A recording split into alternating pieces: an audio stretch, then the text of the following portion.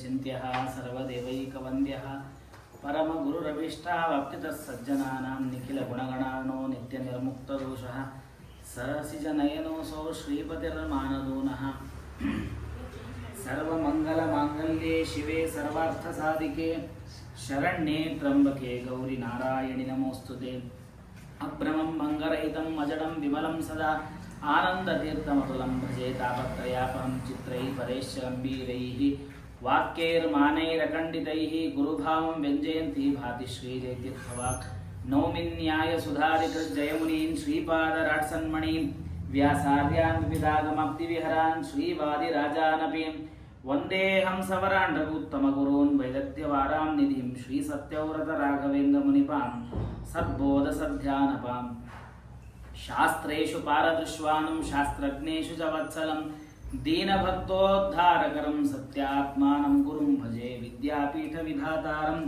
विद्यावारिधिचन्दिरं विद्यार्थिवत्सलं वन्दे महामहिमसद्गुरुम् आपादमूलिपर्यन्तं गुरूणाम् आकृतिं स्मरेत् तेन विघ्नाः प्रणश्यन्ति सिद्ध्यन्ति च मनोरथा बुधैरपि सुदुर्बोधे ग्रन्थे यन्मम साहसं तत्पारयन्तु निपुणाः गुरुपादरजकणाः स्वस्त्यस्तु सताम् अखिलसन्मङ्गलानि भवन्तु श्लोकैकश्रवणपठनमात्रेण कथा वक्तुश्च श्रोतॄणां निखिलकलिकृतकल्मषापनोदरपटुतरे धर्माद्यखिलपुरुषार्थसाधनीभूते गरुडपुराणे अद्य पूर्वकिञ्चित् कथानुवादः हरिः ओम्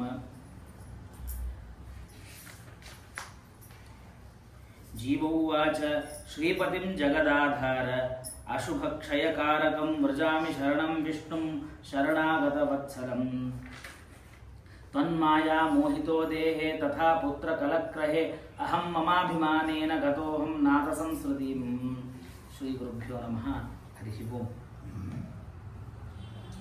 ಭಗವಂತ ಎಲ್ಲ ಜೀವರಾಶಿಗಳಿಗೆ ಸೃಷ್ಟಿಯನ್ನು ಮಾಡಿದ್ದಾನೆ.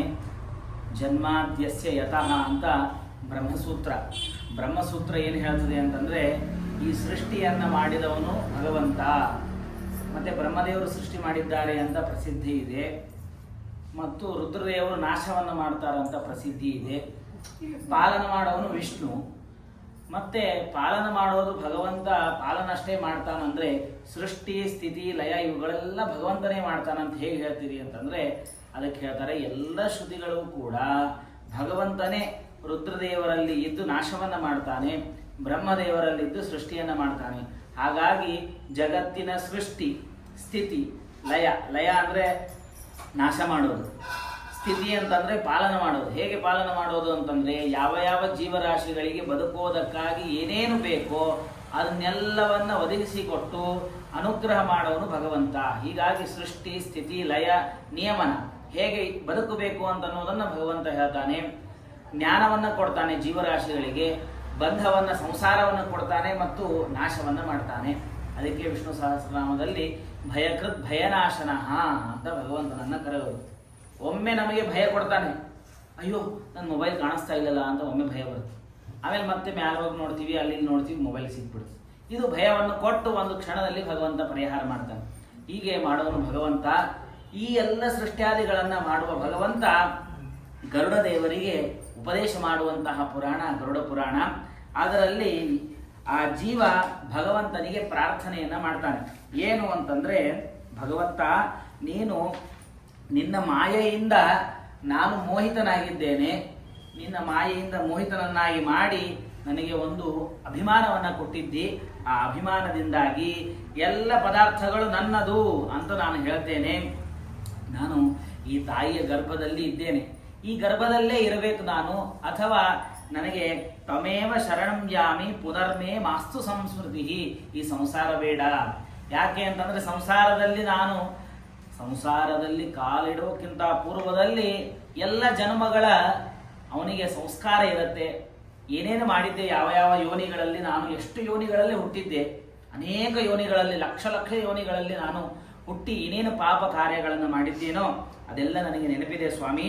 ಹಾಗಾಗಿ ನಿನ್ನನ್ನು ಶರಣಾಗತನಾಗಿದ್ದೇನೆ, ಈ ಸಂಸಾರ ನನಗೆ ಬೇಡ. ಹಿರಣ್ಯಾಕ್ಷ ತಾನು ಮರಣವನ್ನು ಹೊಂದಿದ ಮೇಲೆ ಹಿರಣ್ಯಕಶಿಪು ಎಲ್ಲ ಹಿರಣ್ಯಾಕ್ಷನ ಪರಿವಾರದವರು ಜೋರೆ ಅಳ್ತಾ ಇರ್ತಾರೆ.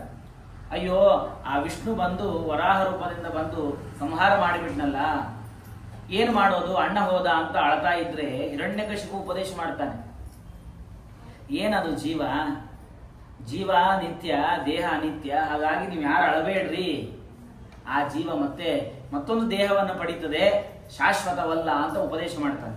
ಹಾಗೆ ಆ ಜೀವ ಕೇಳ್ಕೊತಾನೆ ಭಗವಂತನಿಗೆ, ನನಗೆ ಸಂಸಾರ ಬೇಡ.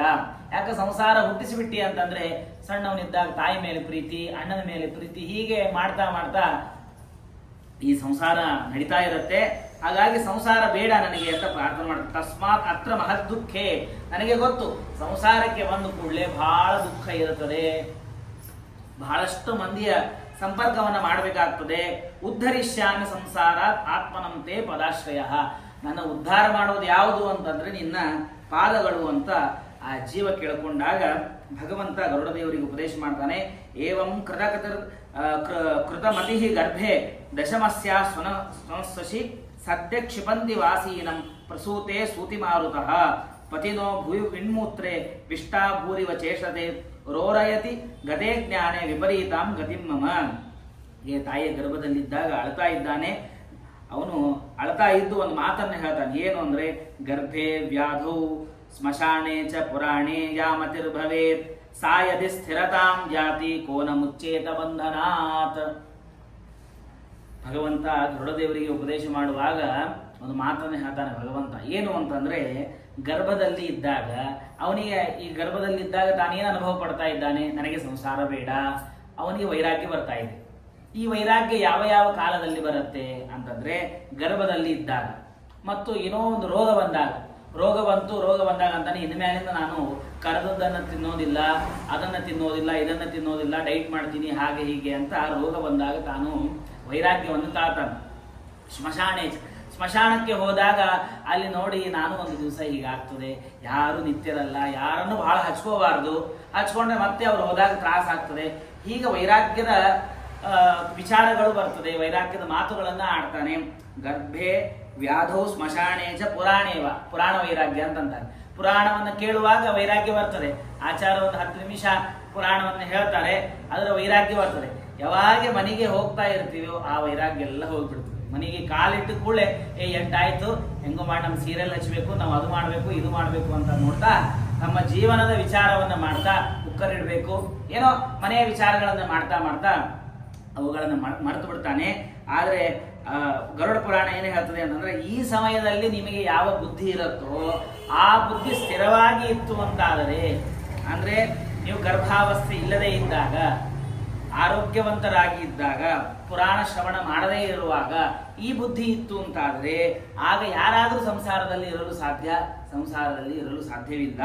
ಯದಾ ಗರ್ಭಾತ್ ಬಹಿರ್ಯಾತಿ ಕರ್ಮ ಭೋಗಾತ್ ಅನಂತರಂ ತದೈವ ವೈಷ್ಣವೀ ಮಾಯಾ. ಗರ್ಭದಿಂದ ಹೊರಗೆ ಬಂದು ಕೂಡಲೇ ಸಾಕು, ಭಗವಂತ ತನ್ನ ಮಾಯೆಯಿಂದ ಅವರನ್ನ ಮೋಹಿತರನ್ನಾಗಿ ಮಾಡಿಬಿಡ್ತಾನೆ. ಮತ್ತೆ ತಂದೆ ತಾಯಿ ಅಳೋದು, ಸಂಸಾರ ಪ್ರಾರಂಭವಾಗ್ತದೆ ಅಂತ ಹೀಗೆ ಆ ಜೀವನ ಪ್ರಾರ್ಥನೆ ಮಾಡ್ತಾ ಇದ್ದಾನೆ. ಶಾಯಿತೋ ಶುಚಿರ್ಪಂತೆ ಜನ್ಮದೇಕಂ ವನಶ್ಯತಿ ನೇಷಃ ಕಂಡೂಯತೆಂಗಾನಾಂ. ನನ್ನ ಸಂಸಾರದಲ್ಲಿದ್ದಾಗ ಎಲ್ಲವನ್ನ ದೇಹವನ್ನು ಕೆರ್ಕೋತಾನೆ, ಅಳ್ತಾನೆ, ಮುಂತಾದ ಕಾರ್ಯಗಳನ್ನು ಮಾಡ್ತಾ ಮಾಡ್ತಾ ಸಂಸಾರದಲ್ಲಿ ಮಗ್ನನಾಗಿದ್ದಾನೆ. ಒಂದು ಬಹಳ ಸುಂದರವಾದ ಶ್ಲೋಕವನ್ನು ಹೇಳ್ತಾರೆ. ಕುರಂಗ ಮಾತಂಗ ಪತಂಗ ಭೃಂಗ ಮೀನಾಹತ ಪಂಚಭಿರೇವ ಪಂಚ ಏಕಪ್ರಮಾದಿ ಸಕತಂ ನ ಹನ್ಯೇ ಯಸ್ಯೇವತೆ ಪಂಚಭಿರೇವ ಪಂಚ. ಕುರಂಗ ಅಂತಂದ್ರೆ ಆನಿ, ಜಿಂಕಿ, ಆನೆ ಮತ್ತು ಜೇನುಹುಳ, ಮೀನ, ಹೀಗೆ ಪದಾರ್ಥಗಳು ಅನೇಕ ಜೀವರಾಶಿಗಳಿದ್ದಾರೆ. ಇವೆಲ್ಲ ಜೀವರಾಶಿಗಳು ಮೊದಲಿಗೆ ಆ ಜಿಂಕಿ ಯಾವುದೋ ಒಂದು ಶಬ್ದ ಕೇಳಿಸ್ತದೆ. ಜಿಂಕಿಗೆ ಶಬ್ದವನ್ನ ಕೇಳಿ ಈ ಶಬ್ದದಿಂದ ಆ ಶಬ್ದವನ್ನು ಅನುಸರಿಸಿ ಹೋಗ್ತಾ ಇರ್ತದೆ. ಒಂದೇ ಶಬ್ದವನ್ನ ಕೇಳ್ತದೆ. ಶಬ್ದವನ್ನ ಕೇಳಿ ಹೋಗಿ ಓಡಿ ತನ್ನ ಮರಣವನ್ನ ಪಡೀತದೆ. ಅಲ್ಲಿ ಯಾವುದೋ ಸಿಂಹನೋ ಕ್ರೂರ ಪ್ರಾಣಿಗಳ ಹತ್ರ ಹೋಗಿ ತನ್ನ ಮರಣವನ್ನು ಹೊಂದುತ್ತದೆ. ಆನೆಗೆ ಮೆತ್ತಗಾದಂತಹ ಪದಾರ್ಥಗಳು ಬೇಕು. ಆನೆ ಏನ್ ಮಾಡ್ತದೆ, ಮೆತ್ತಗಾದ ಪದಾರ್ಥವನ್ನು ಹುಡುಕ್ತಾ ಬಾಳೆ ಗಿಡದ ಹತ್ರ ಬರ್ತದೆ. ಅಲ್ಲಿ ದೊಡ್ಡ ತೆಗ್ಗು ಮಾಡಿರ್ತಾರೆ. ಇಲ್ಲಿ ಬಾಳೆ ಗಿಡ ಇದೆ, ನಾನು ತಿನ್ಲಿಕ್ಕೆ ಹೋಗ್ಬೇಕು ಅಂತ ತಗೊಳ್ಳಿಕ್ಕೆ ಹೋಗಿ ಆ ತೆಗ್ಗಿನಲ್ಲಿ ಬೀಳುತ್ತದೆ. ಆ ಸ್ಪರ್ಶವನ್ನ ನೋಡಿ, ಹೇಗೆ ಜಿಂಕಿ ಶಬ್ದವನ್ನು ನೋಡಿ ತಾನು ಸಂಸಾರದಲ್ಲಿ ಬಿತ್ತು, ಆನೆ ಸ್ಪರ್ಶವನ್ನ ಹುಡುಕ್ಯಾಡಿ ಸಂಸಾರದಲ್ಲಿ ಬೀಳುತ್ತೆ. ಮೀನ ವಾಸನೆಯನ್ನ ಹುಡುಕಿ ತಾನು ಜಾಲದಲ್ಲಿ ಸಿಗಿಬೀಳುತ್ತದೆ. ಹೀಗೆ ಒಂದೊಂದು ರೂಪ, ರಸ, ಗಂಧ, ಸ್ಪರ್ಶ ಶಬ್ದಗಳನ್ನು ಅನುಸರಿಸಿ ಒಂದೊಂದು ಜೀವರಾಶಿಗಳು ಸಂಸಾರದಲ್ಲಿ ಬೀಳುತ್ತಾರೆ, ಒಂದೊಂದೇ. ಆದರೆ ಈ ಜೀವ 5 ಅನುಸರಿಸ್ತಾನೆ. ಅವನಿಗೆ ಶಬ್ದನೂ ಬೇಕು, ರೂಪನೂ ಬೇಕು, ರಸನೂ ಬೇಕು, ಗಂಧನೂ ಬೇಕು. ಹೀಗೆ 5ಗಳನ್ನು ಅನುಸರಿಸಿ ಸಂಸಾರದಲ್ಲಿರುವಂತಹ ಏಕಪ್ರಮಾದಿ ಸಕತಂ ನಹನ್ನೇ. ಅವನು ಮರಣವನ್ನು ಹೇಗೆ ಪಡಲೇ ಪಡಿತಾನೆ. ಯಾಕೆ ಅಂದರೆ ನಿತ್ಯದಲ್ಲಿ ಅವನಿಗೆ ಈ ಪಂಚತತ್ವಗಳು ಬೇಕು. ಹಾಗಾಗಿ ಈ ಸಂಸಾರದಿಂದ ದಾಟಬೇಕಾದರೆ ಅವನು ವೈರಾಗ್ಯವನ್ನು ತಾಳಬೇಕು ಅಂತ ಈ ಶ್ಲೋಕ ಹೇಳುತ್ತೆ. ಅಲಬ್ಧಾಪ್ಸಿತಃ ಸಹ ದೇಹೇನ ಮಾನೇನ ವರ್ಧಮಾನೇನ ಮನ್ಯುನ. ತಾನು ಬೆಳೀತಾ ಹೋದಾಗೆ ಅವನಿಗೆ ಸಿಟ್ಟು ಹೆಚ್ಚಾಗ್ತದೆ. ಸಿಟ್ಟು ಹೆಚ್ಚಾಗಿ ತಾನು ಸಿಟ್ಟಿನಲ್ಲಿ ಎಲ್ಲರ ಜೊತೆಗೆ ವ್ಯವಹಾರವನ್ನು ಮಾಡ್ತಾನೆ. ವ್ಯವಹಾರವನ್ನು ಮಾಡಿ ಏವಂಯೋ ವಿಷಯಾಸಕ್ತಃ, ಅನೇಕ ವಿಷಯಾಸಕ್ತಿಯಾಗಿ ತನ್ನ ಸಂಸಾರವನ್ನು ನಾಶ ಮಾಡ್ತಾನೆ. ಜಾತಿ ಶತೇಶು ಲಭತೆ, ಅದಕ್ಕೆ ಹೇಳ್ತಾರೆ ಜಾತೀಶತೇಶು ಲಭತೆ ಭುವಿ ಮಾನುಷತ್ವಂ. ಎಷ್ಟೋ ಜಾತಿಗಳನ್ನು ದಾಟಿ ಬಂದರೆ ಮನುಷ್ಯ ಜನ್ಮ ಬರುತ್ತೆ. ಅಲ್ಲೂ ಕೂಡ ಬ್ರಾಹ್ಮಣ್ಯ ಜನ್ಮ ಬರೋದು ಅತ್ಯಂತ ದುರ್ಲಭ. ಅಲ್ಲೂ ಕೂಡ ಅವನು ಇಂದ್ರಿಯಾಸಕ್ತನಾಗಿ, ಇಂದ್ರಿಯಗಳು ಹೇಗೆ ಹೇಳ್ತದೆ, ನಮ್ಮ ನಾಲಿಗೆ ಒಳ್ಳೆ ರುಚಿ ಬೇಕು ಅಂತ ಹೇಳಿದ್ರೆ ನನಗೆ ರುಚಿ ಬೇಕಿವತ್ತು ಅಂತ ರುಚಿ ಆತಾನೆ. ಕಣ್ಣು ಒಳ್ಳೆ ಏನೋ ಒಂದು ಬೇರೆ ಪದಾರ್ಥಗಳನ್ನು ನೋಡಬೇಕು ಅಂತಂದ್ರೆ ಅವುಗಳ ಆಸಕ್ತಿಯನ್ನು ಪಟ್ಟು ತಾನು ತಸ್ಯಾಮೃತಂ ಕ್ಷಯತಿ ಹಸ್ತಗತಂ ಪ್ರಮಾದ. ತನ್ನ ಕೈಯಲ್ಲೇ ಅಮೃತದಂತೆ ಸಮಯ ದೇವರನ್ನು ಕೊಟ್ಟಿರ್ತಾನೆ. ಈ ಸಮಯ ಅನ್ನೋದು ಅಮೃತಕ್ಕೆ ತುಲ್ಯವಾದದ್ದು. ಅಂತಹ ಸಮಯವನ್ನ ಈ ಇಂದ್ರಿಯಗಳು ಹೇಗೆ ಪ್ರಚೋದನ ಮಾಡ್ತದೋ ಹಾಗೆ ಮಾಡ್ತಾ ತನ್ನ ದೇಹವನ್ನು ಪರಿತ್ಯಾಗ ಮಾಡ್ತಾನೆ. ಅದನ್ನೇ ಹೇಳ್ತಾನೆ. ಹೇಗೆ ಧರ್ಮವನ್ನು ಆಚರಣೆ ಮಾಡಬೇಕು ಅಂತಂದ್ರೆ ಗೃಹೀತ ಇವಕೇಶೇಷು ಮೃತ್ಯುನಾ ಧರ್ಮಮಾಚರೇ. ಯಾವಾಗ ಮರಣ ಬರ್ತದೆ, ಯಾರಿಗೆ ಮರಣ ಬರ್ತದೆ ಹೇಳಿ ಸಾಧ್ಯ ಇಲ್ಲ. 2 ಕ್ಷಣದಲ್ಲಿ ಮರಣ ಬರ್ಬೋದು. ಆದರೆ ಅದಕ್ಕೇನ್ ಮಾಡಬೇಕು ಅಂತಂದ್ರೆ ನಮ್ಮ ತಲೆ ಮೇಲೆ ಯಮದೇವರು ಕೂತಿದ್ದಾರೆ. ಗೃಹೀತ ಇವಕೇಶೇಷು, ಕೂದಲುಗಳನ್ನು ಹಿಡಿದು ಕೂತಿದ್ದಾರೆ ಯಮದೇವರು. ನಿನ್ನ ಪ್ರಾಣವನ್ನು ಯಾವಾಗ ಹರಣ ಮಾಡಲಿ ಅಂತ ಕೂತಿದ್ದಾರೆ. ಅದನ್ನು ತಿಳ್ಕೊಂಡು ಧರ್ಮವನ್ನು ಆಚರಣೆ ಮಾಡಬೇಕು. ಮರಣ ಯಾವಾಗ ಬರ್ತದೆ ಹೇಳಿ ಬರೋದಿಲ್ಲ. ಮೃತ್ಯುಂ ಪ್ರಾಪ್ಯ ಮಹದ್ ದುಃಖಂ ನರಕಂ ಯಾತಿ ಪೂರ್ವವತ. ಹಿಂದೆ ಹೇಳಿದಂತೆ ಅವನು ನರಕವನ್ನು ಅನುಭವಿಸ್ತಾನೆ. ಇದಿತೇ ಕಥಿತಾ ತಾರ್ಕ್ಷ ಪಾಪಿನಾಂ ನರಕಾಗತಿ. ಹೀಗೆ ನರಕದಲ್ಲಿ ಎಷ್ಟೆಷ್ಟು ಕಷ್ಟಗಳು ಅವನ್ನೆಲ್ಲ ಕೇಳಿದ್ವಿ. ನರಕದಲ್ಲಿ ಬಿದ್ದವನು ಇನ್ನೇನು ಮಾಡಬೇಕು ಅಂತೆಲ್ಲ ಕೇಳಿದ್ವಿ. ಮತ್ತೆ ತಾಯಿಯ ಹೊಟ್ಟೆಯಲ್ಲಿ ಹುಡ್ತಾನೆ ಹೇಗೆ ಅಂತ ಅನ್ನೋದನ್ನೆಲ್ಲ ಕೇಳಿ ಅಂತ್ಯೇಷ್ಟಿ ಕರ್ಮವನ್ನ ಪುಣ್ಯ ಬಹಳ ಭಕ್ತಿ ಶ್ರದ್ಧೆಗಳಿಂದ ಮಾಡಿ ದಾನಾದಿಗಳನ್ನು ಮಾಡಬೇಕು. ಮಾಡೋದ್ರಿಂದ ಅವನಿಗೆ ಕಷ್ಟವಾಗೋದಿಲ್ಲ ಅಂತ ಹೇಳಿ ಮತ್ತೆ ಸೂತಾಚಾರ್ಯರು ಹೇಳ್ತಾರೆ. ಇತಿ ಶ್ರುತ್ವಾತು ಗರುಡ ಕಂಪಿತೋ ಅಶ್ವಪತ್ವವತ್ ಜನಾನಾಂ ಉಪಕಾರಾರ್ಥಂ ಪುನಃ ಪಪ್ರಚ್ಛ ಕೇಶವಂ. ಗರುಡ ದೇವರು ಭಗವಂತ ಇಷ್ಟೆಲ್ಲ ನರಕ ಬಗ್ಗೆ ಹೇಳುವಾಗ ಗರುಡ ದೇವರು ನಡಕ್ತಾ ಇದ್ದಾರೆ. ಹೇಗೆ ಅಂತಂದ್ರೆ ಗಾಳಿ ಬಂದಾಗ ಗಿಡದ ಎಲೆಗಳು ಹೇಗೆ ಅಳಗಾಡ್ತವೋ ಹಾಗೆ ಗರುಡ ದೇವರು ಅಳಗಾಡ್ತಾ ಭಗವಂತನ ಕಥೆಯನ್ನೆಲ್ಲ, ಆ ಮಹಾತ್ಮೆಯನ್ನ, ಆ ನರಕದ ಬಗ್ಗೆ ವರ್ಣನೆ ಮಾಡಿದ್ದನ್ನೆಲ್ಲ ಕೇಳಿ ಮತ್ತೆ ಗರುಡ ದೇವರು ಭಗವಂತನಿಗೆ ಕೇಳ್ತಾರೆ. ಏನು ಅಂತಂದ್ರೆ ಕೃತ್ವಾ ಪಾಪಾನಿ ಮನುಜಾಹ ಪ್ರಮಾದಾತ್ ಬುದ್ಧಿತೋಪಿವ ನಯಾಂದಿ ಯಾತನಾಯಾಮ್ಯಾಕೇನೋಪಾಯೇನ ಕಥ್ಯತಾಂ ಉದ್ಧಾರಾರ್ಥಂ ವದಸ್ವಾಮಿ ಪುರಾಣಾರ್ಥಂ ವಿನಿಶ್ಚಿತಾಂ ಉಪಾಯಂ ಏನ ಮನುಜ ಸದ್ಗತಿಂ ಯಾಂತಿ ಮಾಧವ. ಸ್ವಾಮಿ, ಇಷ್ಟೆಲ್ಲ ಕಷ್ಟಗಳು, ನರಕ ನರಕ ನರಕ ಅಂತ ನನ್ನೆಲ್ಲ ಭಯದಲ್ಲೇ ನೀನು ಇಷ್ಟೆಲ್ಲ ಮಹಾತ್ಮೆಯನ್ನು ಹೇಳಿದೆಯೇ. ಈಗ ಅದರಿಂದ ಪಾರಾಗಬೇಕಾದ್ರೆ ಏನು ಮಾಡಬೇಕು? ಸಿಂಪಲ್ ಉಪಾಯ. ನರಕಕ್ಕೆ ನಾವು ಹೋಗಬಾರದು, ಕಷ್ಟಪಡಬಾರದು ಅಂದ್ರೆ ಏನು ಉಪಾಯ?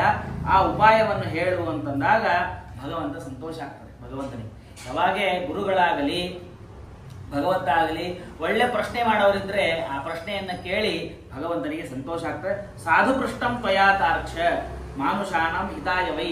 ನೀನು ಕೇಳಿದ್ದು ಮನುಷ್ಯರ ಹಿತಕ್ಕಾಗಿ ಕೇಳಿದ್ದಿ, ನಿನಗೆಲ್ಲ ಗೊತ್ತು. ಆದರೆ ಮನುಷ್ಯರು ಹೇಗೆ ಇರಬೇಕು, ಸಂಸಾರದಲ್ಲಿ ಪುಣ್ಯವನ್ನು ಹೇಗೆ ಸಂಪಾದನೆ ಮಾಡಬೇಕು, ಅದಕ್ಕೆ ಭಾಗವತದಲ್ಲಿ ಹೇಳ್ತಾರೆ. ಅನುಗ್ರಹ ಇವ ಚರಂತಿ ನೂನಂ ಭೂತಾನಿ ಭವ್ಯಾನಿ ಜನಾರ್ದನಸ್ಯ. ಜ್ಞಾನಿಗಳೆಲ್ಲ ಸಂಚಾರ ಮಾಡ್ತಾ ಇರ್ತಾರೆ. ಯಾಕೆ ಭಗವಂತ ಯತಿಗಳಿಗೆ ಸಂಚಾರ ಮಾಡು ಅಂತ ಹೇಳಿದ್ದಾನೆ? ಯಾರು ಯತಿಗಳು ಅನೇಕ ತರ. ಆ ಅನೇಕದಲ್ಲಿ ಪರಮಹಂಸ ಯತಿಗಳೇನಿದ್ದಾರೋ ಅವರು ಸಂಚಾರ ಮಾಡ್ತಾ ಇರಬೇಕಂತೆ, ಒಂದೇ ಕಡೆಗೆ ಇರಬಾರ್ದು. ಯಾಕೆ ಅಂತಂದ್ರೆ ಎಲ್ಲ ಕಡೆಗೆ ಹೋಗಿ ಅಲ್ಲೆಲ್ಲ ಧರ್ಮ ಪ್ರಚಾರವನ್ನ ಮಾಡಿ ಅಲ್ಲಿರುವ ಸಜ್ಜನರಲ್ಲಿ ಭಕ್ತಿಯ ಅಂಕುರವನ್ನು ಹುಟ್ಟಿಸಿ ಅವರಿಗೆ ಅನುಗ್ರಹ ಮಾಡಬೇಕು. ಹೀಗೆ ಸಜ್ಜನರ ಅನುಗ್ರಹ ಮಾಡೋದಕ್ಕಾಗಿ ಯತಿಗಳು ಜ್ಞಾನಿಗಳು ಇರ್ತಾರೆ. ಹಾಗೆ ನೀನು ಜನರ ಒಳ್ಳೆಯದಕ್ಕಾಗಿ ಮನುಷ್ಯಾನಾಂ ಹಿತಾರ್ಥಾಯ, ಆ ಮನುಷ್ಯರ ಒಳ್ಳೆಯದಕ್ಕಾಗಿ ಒಳ್ಳೆ ಪ್ರಶ್ನೆಯನ್ನು ಮಾಡಿದ್ದಿ, ಅದಕ್ಕೆ ಉತ್ತರವನ್ನು ಕೊಡ್ತೇನೆ ಅಂತ ಹೇಳಿ ಪುತ್ರ ಜನ್ಮ ನಿರೋಧಸ್ಯ ಯದಿ ಕೇನಾಪಿ ಕರ್ಮಣ, ಒಳ್ಳೆ ಸಂತಾನವನ್ನು ಪಡೆಯಬೇಕು ಅಂತ ಭಗವಂತ ಹೇಳ್ತಾನೆ ಗರುಡದೇವರಿಗೆ. ಆ ಸಂತಾನವನ್ನು ಒಳ್ಳೆ ಸಂತಾನವನ್ನು ಪಡೆದರೆ ಸಾಕು, ನಿನಗೆ ಎಲ್ಲ ಪಾಪದಿಂದ ಪರಿಹಾರ ಆಗ್ತದೆ. ಅದಕ್ಕೆ ಗರುಡದೇವರು ಕೇಳ್ತಾರೆ, ಅಲ್ಲ ಸಂತಾನ ಆಗದೇ ಇದ್ರೆ ಏನು ಮಾಡಬೇಕು? ಆ ಸಂತಾನ ಭಾಗ್ಯವನ್ನು ಪಡೆಯೋದಕ್ಕಾಗಿ ಏನ್ ಮಾಡಬೇಕು ಅಂತಂದ್ರೆ ಅದಕ್ಕೆ ಹೇಳ್ತಾರೆ, ಹರಿವಂಶ ಕಥಾಂ ಶ್ರುತ್ವ ಶತಚಂಡೀ ವಿಧಾನತಃ ಭಕ್ತ್ಯ ಶಿವಮಾರಾಧ್ಯ ಪುತ್ರ ಮುತ್ಪಾದಯೇತ್ ಸುಧೀ. ಜ್ಞಾನಿಯಾದವನು ಏನ್ ಮಾಡ್ಬೇಕಂದ್ರೆ ಹರಿವಂಶ ಕಥಾ, ಹರಿವಂಶ ಅಂತ ಮಹಾಭಾರತದ ಕಿಲಭಾಗ, ಆ ಹರಿವಂಶದ ಶ್ರವಣವನ್ನು ಮಾಡಬೇಕು. ಪುತ್ರ ಆಗಬೇಕಾದ್ರೆ ಒಂದು ಸಲ ಶ್ರವಣ ಮಾಡಬೇಕು, 2-3 ಸಲ ಗಂಡು ಸಂತಾನ ಆಗಬೇಕಾದ್ರೆ ಶ್ರವಣ ಮಾಡಬೇಕು ಅಂತೆ, 10 ಸಲ ಶ್ರವಣವನ್ನು ಮಾಡಿದ್ರೆ ಪುತ್ರ ಸಂತಾನ ಆಗೇ ಆಗ್ತದೆ ಅಂತ ಹರಿವಂಶದ ಮಹಾತ್ಮೆಯಲ್ಲಿ ಸ್ಕಂದ ಪುರಾಣದಲ್ಲಿ ಹೇಳ್ತಾರೆ. ಹಾಗಾಗಿ ಹರಿವಂಶ ಅಂದ್ರೆ ರಾಮಚಂದ್ರ ದೇವರು ಹುಟ್ಟಿದ್ದು ಸೂರ್ಯವಂಶದಲ್ಲಿ, ಕೃಷ್ಣ ಹುಟ್ಟಿದ್ದು ಚಂದ್ರವಂಶದಲ್ಲಿ. ಆ ಸೂರ್ಯ ಚಂದ್ರರು ಹುಟ್ಟಿದ್ಯಾವಾಗ ದೇವತೆಗಳು ಹುಟ್ಟಿದ ವಂಶ ಯಾವುದು ಅಂತ ಹೇಳಿದ್ರೆ ಅದು ಹರಿವಂಶ, ಭಗವಂತನಿಂದ ಬಂದದ್ದು. ಹಾಗಾಗಿ ಅತ್ಯಂತ ಪವಿತ್ರವಾದದ್ದು ಆ ಹರಿವಂಶ ಶ್ರವಣವನ್ನು ಮಾಡಬೇಕು. ಮತ್ತೆ ಶತಚಂಡಿ ಯಾಗವನ್ನು ಮಾಡಬೇಕು, ರುದ್ರದೇವರ ಆರಾಧನೆಯನ್ನು ಮಾಡಬೇಕು, ಪಾರ್ವತಿ ರುದ್ರದೇವರ ಆರಾಧನೆಯನ್ನು ಮಾಡಬೇಕು, ಎಲ್ಲ ಜ್ಯೋತಿರ್ಲಿಂಗಗಳ ದರ್ಶನವನ್ನು ಮಾಡಬೇಕು, ಉಪಾಸನೆಯನ್ನು ಮಾಡಬೇಕು, ರುದ್ರದೇವರ ಉಪಾಸನೆ. ಹೀಗೆ ಮಾಡೋದ್ರಿಂದ ಒಳ್ಳೆ ಸಂತಾನ ಆಗ್ತದೆ.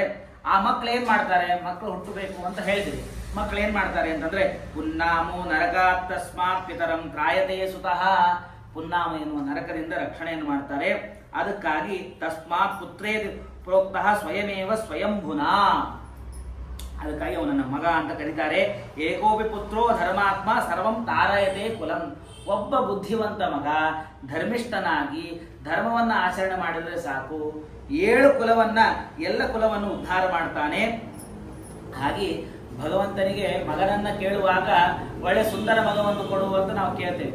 ಒಳ್ಳೆ ಜ್ಞಾನಿಯಾದ ಧರ್ಮವನ್ನ ಮಾಡುವ ಸದಾಚಾರಿಯಾದ ವಿಷ್ಣು ವೈಷ್ಣವ ಭಕ್ತನಾದಂತಹ ಮಗನನ್ನು ಕೊಡುವಂತ ಕೇಳಬೇಕು. ಇದು ಕೇವಲ ನಾವು ಹೇಳಿದ ಮಾತಲ್ಲ, ಎಲ್ಲ ವೇದಗಳಲ್ಲಿ ಹೇಳಿದ್ದಾರೆ. ವೈದೇರಪಿ ಪ್ರೋಕ್ತಂ ವೇದೇರಪಿ ಇಹ ಪ್ರೋಕ್ತಂ ಪುತ್ರ ಮಾಹಾತ್ಮ್ಯ ಉತ್ತಮಂ, ಮಗನ ಬಗ್ಗೆ ಒಳ್ಳೆ ಸಂತಾನ ಆಗಬೇಕು ಅಂತ ಎಲ್ಲ ವೇದಗಳು ಕೂಡ ಹೇಳಿದೆ. ಹಾಗಾಗಲೇ ಆ ಮಗ ಇವನು ಒಳ್ಳೆ ಸದಾಚಾರದಿಂದಾಗಿ ಅವನು ದಾನಾದಿಗಳನ್ನ ಮಾಡಿದರೆ ಪುತ್ರ ಪೌತ್ರ ಪ್ರಪೋತ್ರ ಕೈಹಿ, ಅವನು ಏನ್ ಮಾಡ್ತಾನೆ ಅಂತಂದ್ರೆ ಪೌತ್ರ ಸ್ಪರ್ಶನ ನೃತ್ಯೋ ಮುಚ್ಚತೆ ಚ ಋಣತ್ರಯ, 3 ತರದ ಋಣಗಳು ಅಂತ.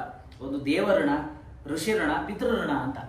ಪಿತೃಗಳಿಗೆ ತರ್ಪಣವನ್ನು ಕೊಡೋದ್ರಿಂದ ಪಿತೃಋಣ ಪರಿಹಾರ ಆಗ್ತದೆ, ದೇವತೆಗಳ ಪೂಜೆಯನ್ನು ಮಾಡೋದ್ರಿಂದ ದೇವಋಣ ಪರಿಹಾರ ಆಗ್ತದೆ. ಋಷಿಗಳಿಗೂ ತರ್ಪಣವನ್ನು ಹೇಳಿದ್ದಾರೆ. ನಿತ್ಯದಲ್ಲಿ ಋಷಿ ತರ್ಪಣ ಆಮೇಲೆ ಪಿತೃತರ್ಪಣವನ್ನು ಮಾಡಬೇಕು, ಇಲ್ಲಾಂದ್ರೆ ದರ್ಶ ಬಂದಾಗ ಪಿತೃತರ್ಪಣವನ್ನು ಮಾಡಬೇಕು. ಎಲ್ಲ ಕೆಲವೊಬ್ರು ನಿತ್ಯದಲ್ಲೂ ಕೂಡ ತರ್ಪಣ ಮಾಡುವಂತಹದ್ದು ಇದೆ. ದೇವತೆಗಳ ಪೂಜೆಯನ್ನು ಮಾಡಬೇಕು. ಈ 3 ಋಣಗಳು ಅವರ ಅನುಗ್ರಹದಿಂದ ಜೀವ ಹುಟ್ಟಬೇಕಾದ್ರೆ 3 ಋಣವನ್ನು ತೆಗೆದುಕೊಂಡು ಹುಟ್ಟುತ್ತಾನೆ. ಈ 3 ಋಣ ಪರಿಹಾರ ಆಗಬೇಕಾದರೆ ಆಗ ಮಗನು ಇವನು ಒಳ್ಳೆ ರೀತಿಯಿಂದ ಔರ್ತು ದೈಹಿಕ ಕ್ರಿಯೆಯನ್ನು ಮಾಡಬೇಕು ಅಂತ ಹೇಳ್ತಾನೆ. ಇದಕ್ಕೇನು ಪ್ರಮಾಣ ಅಂತ ಕೇಳಿದಾಗ ಅದಕ್ಕೆ ಒಂದು ಇತಿಹಾಸವನ್ನು ಹೇಳ್ತಾರೆ, ಒಂದು ಒಳ್ಳೆಯದಾದಂತಹ ಕಥೆಯನ್ನು ಹೇಳ್ತಾರೆ.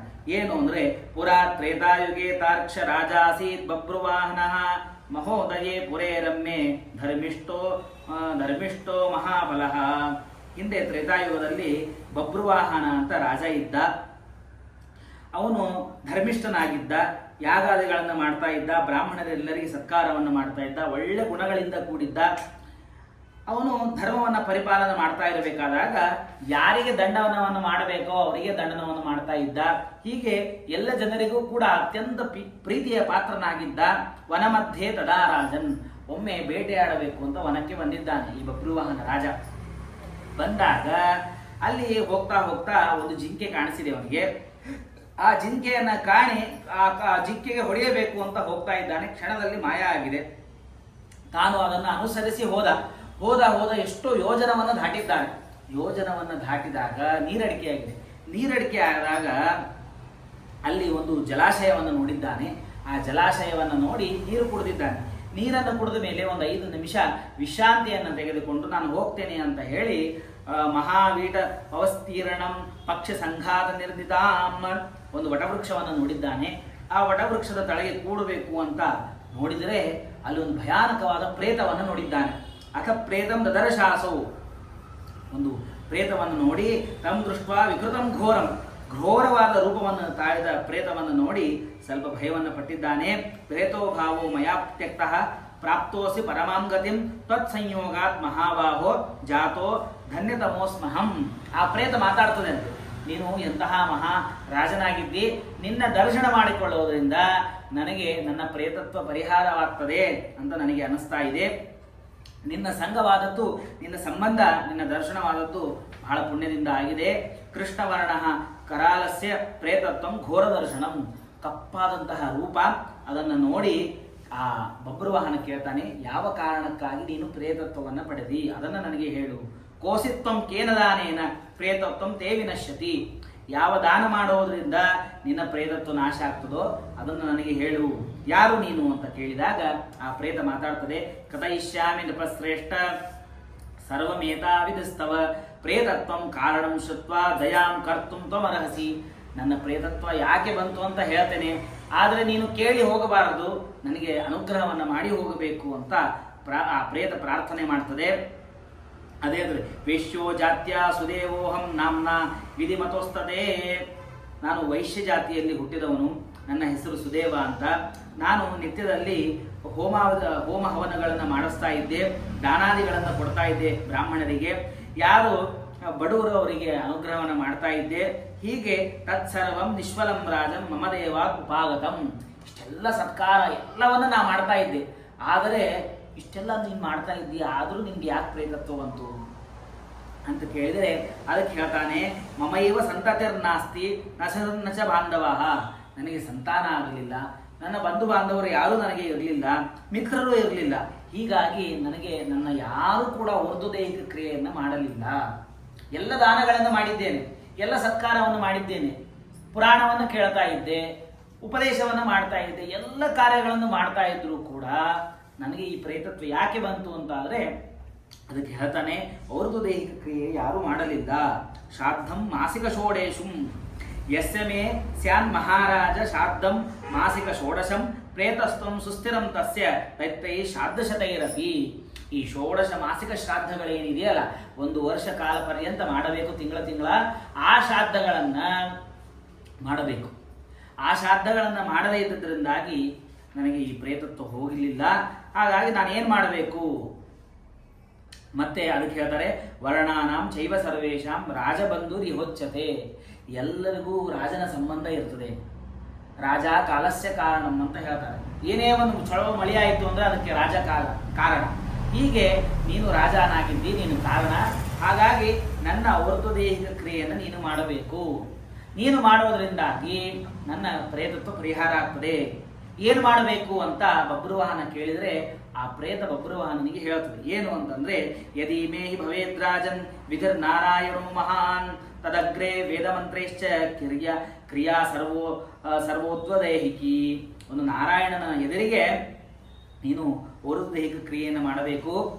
ಆ ಪ್ರೇತತ್ವ ಹೋಗಬೇಕಾದರೆ ಸಚ್ಚಾಸ್ತ್ರ ಶ್ರವಣಂ ವಿಷ್ಣೋ ಪೂಜಾ ಸಜ್ಜನ ಸಂಗತಿ ಪ್ರೇತಯೋನಿ ವಿನಾಶಾಯ ಭವಂತೀತಿ ಮಯಾಶ್ರುತಂ. ನೋಡು, ನಾನು ರಾಜನಾಗಿದ್ದಾಗ ಆ ಪ್ರೇತ ಹೇಳ್ತದೆ, ನಾನು ರಾಜನಾಗಿದ್ದಾಗ ಪುರಾಣಗಳನ್ನೆಲ್ಲ ಕೇಳ್ತಾ ಇದ್ನಲ್ಲ, ಆ ಪುರಾಣಗಳೆಲ್ಲ ನಾನೇನು ಕೇಳಿದ್ದೇನೆ ಅಂತಂದ್ರೆ, ಯಾರು ಸಚ್ಚಾಸ್ತ್ರವನ್ನು ಶ್ರವಣ ಮಾಡ್ತಾರೆ, ಭಗವಂತನ ಪೂಜೆಯನ್ನ ಮಾಡ್ತಾರೆ, ಸಜ್ಜನರ ಸಂಘವನ್ನ ಮಾಡ್ತಾರೆ, ಅವರ ಜೊತೆಗೆ ಇರ್ತಾರೋ ಅವರು ಪ್ರೇತತ್ವವನ್ನು ಕಳೀತಾರೆ. ಹಾಗಾಗಿ ಅಥೋ ಭಕ್ಷಾಮಿತೇ ವಿಷ್ಣು ಪೂಜಾಂ ಪ್ರೇತತ್ವ ನಾಶಿನಿ. ನಾನು 2 ಕೈಗಳನ್ನು ಎತ್ತಿ ಹೇಳಬಲ್ಲೆ. ಏನು ಅಂತಂದ್ರೆ, ಪ್ರೇತತ್ವ ಹೋಗಬೇಕಾದ್ರೆ ಭಗವಂತನನ್ನ ಪೂಜೆ ಮಾಡಬೇಕು, ಅದನ್ನೇ ಹೇಳ್ತಾರೆ. ಮತ್ತು ಸುವರ್ಣ ದ್ವಯಮಾನೀಯ ಸುವರ್ಣಂ ಸ್ಯಾಯ ಸಂಚಿತಂ ತಸ್ಯ ನಾರಾಯಣಸ್ಯೇಕಾಂ ಪ್ರತಿಮಾಂ ಭೂಪಕಲ್ಪಯೇತ್. ಒಂದು ಬಂಗಾರದ ಪ್ರತಿಮೆಯನ್ನು ನೀನು ಮಾಡಿಸಬೇಕು, ಸುವರ್ಣದ ಪ್ರತಿಮೆ.